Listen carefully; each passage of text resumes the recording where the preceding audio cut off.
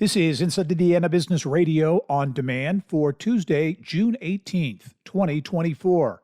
I'm Gary Dick. Gary Chicago International Airport will break ground today on a $12 million hangar. When complete, the hangar will be leased to Valparaiso-based Wingtip Aviation, which is consolidating its operations to the airport. The 47,000 square foot hangar is being funded in part by a $1.3 million grant from the state's Regional Economic Acceleration and Development Initiative, or READY. The month of May brought about an increase in Indiana's casino revenue, that according to analysts at PlayIndiana.com. Indiana's 13 casinos brought in a combined $211 million in adjusted gross revenue during the month of May. That's an 8% increase compared to April and 10% over May of 2023. Downtown Indianapolis is already seeing a boost in business from the U.S. Olympic team swimming trials. A 9-day run, some suggest, could boost the local economy by more than $100 million.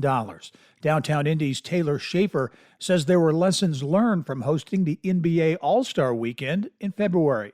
I think one of the biggest lessons learned around NBA All-Star is the more information that we can give downtown business owners, the better prepared they're going to be to welcome guests. And especially for an event like this, where it's 9 days, where you have prelims in the morning and finals at night, where you have that kind of gap where people are going to want to be able to explore. They're going to want to be able to get food and beverage. From the state's #1 source for Indiana business news, you're listening to Inside Indiana Business Radio. IBJ Media, Inside Indiana Business, and the Indiana Economic Development Corporation invite you to the Engage Indiana series, presented by CareSource, Indiana University, and Old National Bank. With an unrelenting focus on growing Indiana's economy, we'll dive into each region's unique challenges and distinct opportunities for growth. 9 regions, 1 goal. Indiana's bold future starts here. Discover more and register at ibj.com/engage.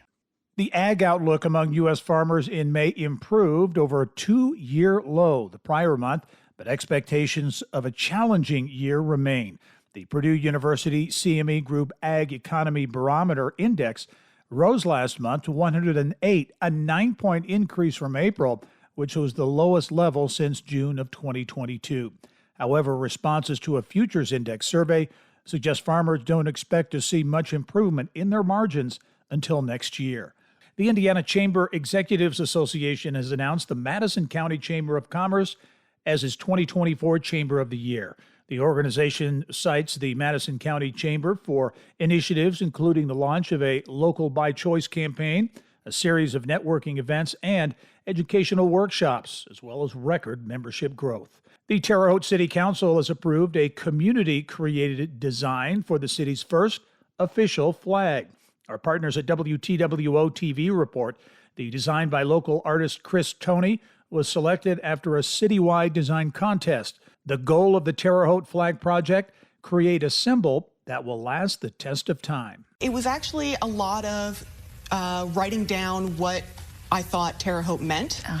So I wrote down a lot of symbolism, a lot of what I thought made Terre Haute, and kind of started putting the elements slowly together. There was 2 designs originally, and I got a little bit of feedback from the flag group, and then I went ahead and went 2 more designs, and it just so happened one of them was that one. This is Gary Dick for Inside Indiana Business Radio on Demand.